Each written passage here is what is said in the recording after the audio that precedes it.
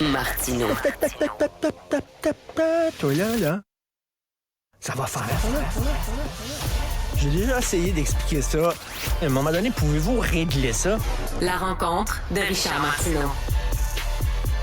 Richard, bonjour. Salut. Alors, bien sûr, on va revenir sur le sondage baisse de la CAQ, mais ce qui est étonnant, c'est que la colère des gens ne se soit pas allée dans la région Québec vers Éric Duhaime. Ouais, pas totalement. Il est troisième. C'est fou, hein? J'imagine qu'il est déçu.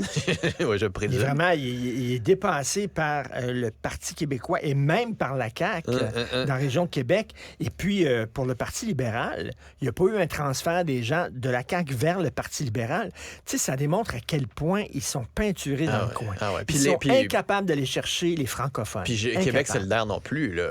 Québec solidaire non sincèrement, plus. regarde le baisse sondage. d'1%. C'est pas fort, là. Alors que le troisième lien aurait dû être pour eux l'un des éléments marquants de dire, vous voyez, on vous l'avait dit. Fait que ça se joue vraiment entre la CAQ et le Parti québécois. C'est les deux partis ouvertement nationalistes, là, très nationalistes. J'ai une question là. pour toi.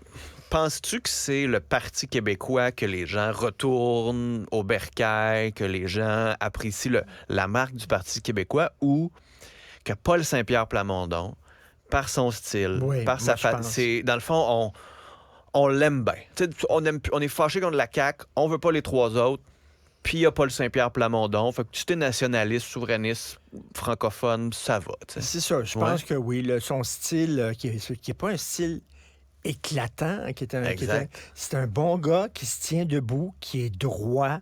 Qui fait pas de vacherie. Et sais-tu quoi? La CAQ, ce qu'on lui reproche avec raison, c'est que les trahisons, les promesses non tenues, et peut-être même des mensonges carrément. Et avec PSPP, what you see is what you get. Alors, vraiment, c'est ça, là. Pour le moment. On sait que c'est un gars qui est droit, et c'est un gars qui va dire exactement l'heure juste où lui se situe. C'est comme, il niaise pas avec la souveraineté, il le dit clairement, je suis souverainiste, je veux la souveraineté du Québec, puis les gens, je pense, même, s'ils sont peut-être pas nécessairement pour ça, c'est clair. Mais là, il est dans une zone bientôt qui va devenir peut-être un peu plus, je sais pas, là, mais plus difficile. Là, quand t'es à 10 quand t'es le négligé, quand t'es 3 députés, t'es l'équipe Cendrillon, tu devais pas être là, t'as été là, c'est le fun. Puis il y a une certaine appréciation de la classe, on va dire, médiatique ou politique. Là, tu dis, c'est juste que là, il vient l'option. Il faut qu'il fasse des compromis. Je sais pas. Là, c'est ça que je me pose comme question. Il faut qu'il mette de l'eau dans son vin là, on pour va monter le suivre. Là, mettons les gens, là t'es à 20. Là, puis après ça voudrait peut-être dire 10 députés, puis peut-être l'opposition officielle. Puis là, c'est quoi donc sa position, sa souveraineté, lui? Ah oui, il est souverainiste, hein? Ah ouais, OK, ouais, mais non, mais s'il était un peu moins, peut-être qu'on irait chercher plus de votes, là. Puis là, là, Paul, si t'étais un peu moins souverainiste, peut-être que là, est-ce que tu vas mettre un peu d'eau dans ton vin de celle-là? Et là, on va entendre, parce qu'on sait que François Legault voulait le faire de QS son ennemi. Ouais. Ça l'arrangeait. Là, il est obligé, soudainement. Et là, on va entendre le bon vieux fond libéral, c'est-à-dire les souverainistes. Oui, c'est ça. C'est les souverainistes. Mais c'est ça, mais sauf que là, ça... Fait que là, il va revenir avec ça. Fait que là, mais plus tu fais ça, plus tu donnes des munitions au PQ.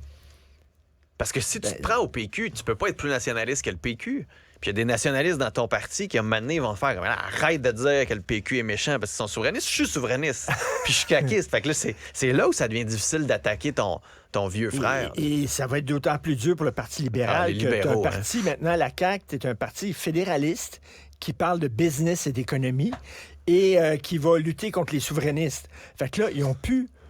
Tu sais, eux autres, ils jouent à chaise musicale, puis tout le monde sont assis sur les chaises, puis là, le Parti libéral est debout en disant, où c'est que je sois mon comme dans cul, l'ouest là, de la pièce, là, puis... C'est ça. Eux autres, c'est encore les anglophones, puis tout ça. Ils ont voulu se peinturer dans le coin avec eux autres, voilà. Ouais, mais je sais pas. Je voyais un tweet tantôt de Vincent Galouzzo, je pense, qui disait, il faudrait que ce soit de vrais libéraux.